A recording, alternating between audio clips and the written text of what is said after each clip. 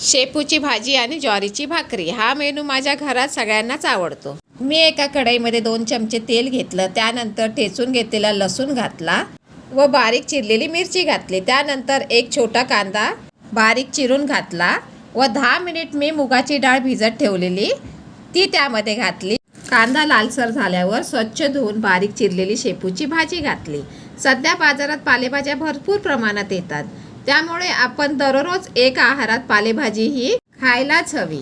भाजी चांगली परतून घ्यायची व या भाजीला झाकण लावून शिजू नाही द्यायचं, कारण भाजीला झाकण लावलं की भाजीला पाणी सुटतं व भाजी चविष्ट नाही लागत। ही भाजी भाकरी तुम्ही ना डब्याला सुद्धा घेऊन जाऊ शकता। त्यानंतर मी चवीनुसार मीठ घातलं, नंतर पुन्हा एकदा भाजी परतून घेतली।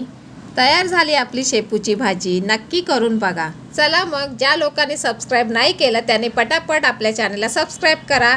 भेटूया अशाच एका नवीन रेसिपी सोबत।